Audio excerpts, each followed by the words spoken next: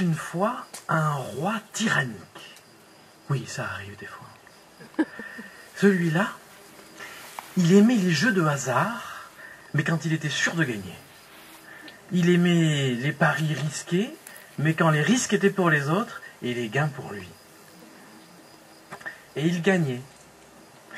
Il gagnait si bien qu'il voulut faire de son palais le palais des 1001 nuits.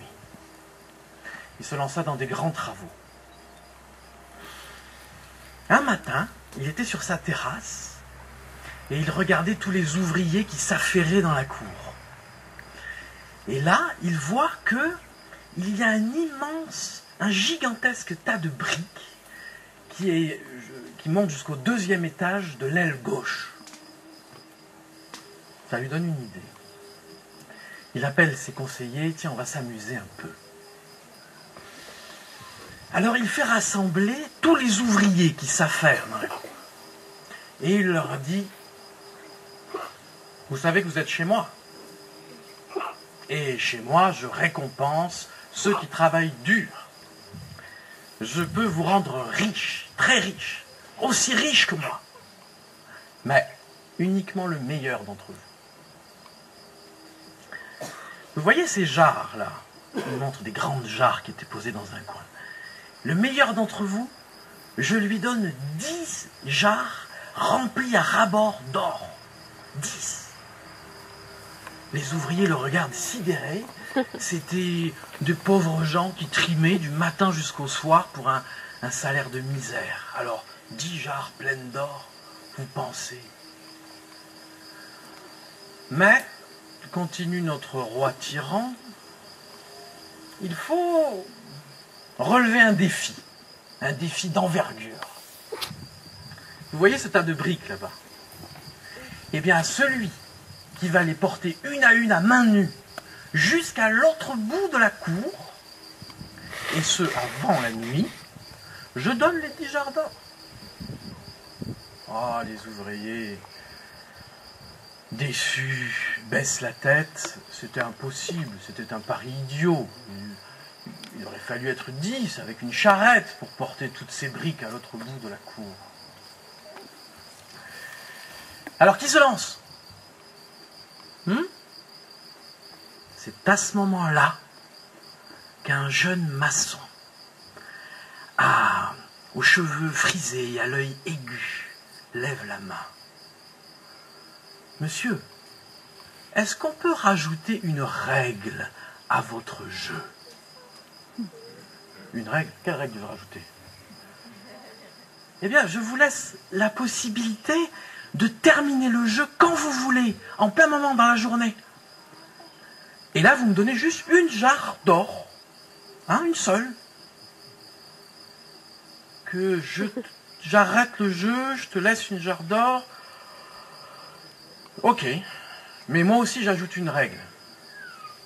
Si tu joues avec moi, et si à la nuit tu n'as pas porté toutes les briques, tu auras la tête tranchée. Devant tous les ouvriers sidérés, le jeune maçon saisit la première brique et la transporte jusqu'à l'autre bout de la cour. Le tas de briques est gigantesque, la cour est interminable, c'est impossible. Pourtant, il est assez nonchalant et il commence ses allées-venues sur un rythme tranquille. Le roi, sur sa terrasse, hausse les épaules et va vaquer à ses occupations de roi. Quand il revient, 2 heures après,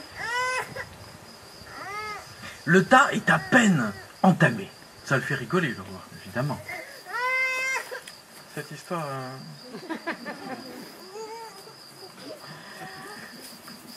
Et pourtant, il voit que le jeune homme a l'air tout content. Il continue à porter ses briques en souriant, en chantonnant. Qu'est-ce qui te rend content comme ça? Le maçon ne répond pas, il continue.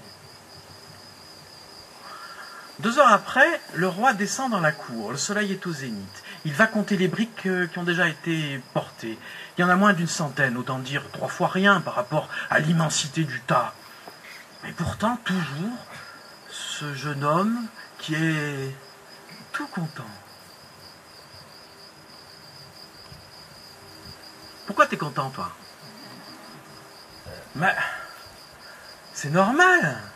Vous allez faire ma fortune. Vous allez faire mon bonheur.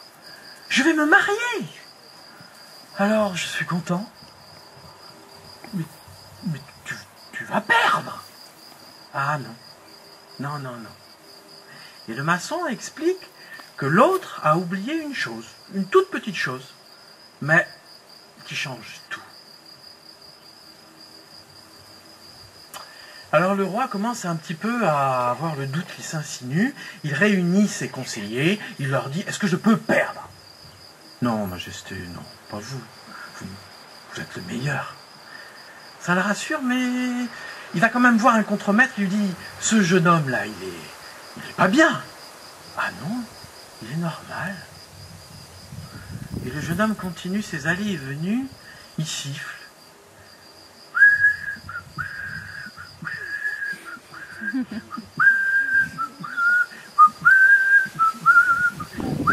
Alors plus le temps passe, les ombres s'allongent dans la cour et plus la tension du roi monte.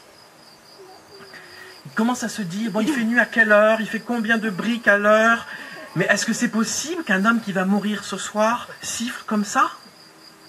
Il bluffe. Il bluffe. Alors il va le voir, il lui plante les yeux dans les yeux et lui dit, ce soir t'es mort. Ce soir je suis riche. Non, c'est pas possible. Si. Parce que vous avez oublié une chose. Une petite chose. Mais qui change tout.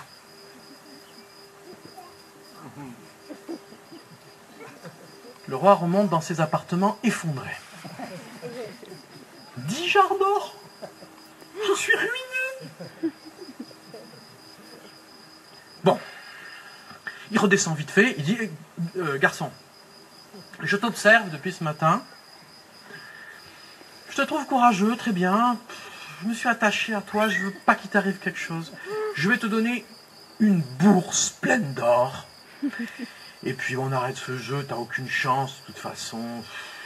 C'est perdu d'avance pour toi. Hein. Ah non, répond le maçon. Non, on a fait un pari. Tout le monde est témoin, vous avez donné votre parole. Alors on va aller jusqu'au bout de ce jeu.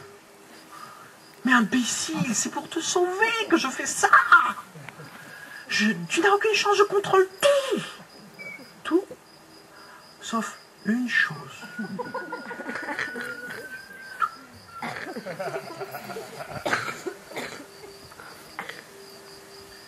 J'arrête le jeu. J'arrête, c'est fini.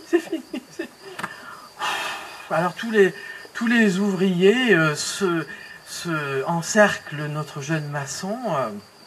Le roi demande qu'est-ce qu'il a oublié, bien évidemment. Le maçon exige sa jarre d'or. Elle arrive, elle est vraiment remplie à ras-bord, on la lui porte.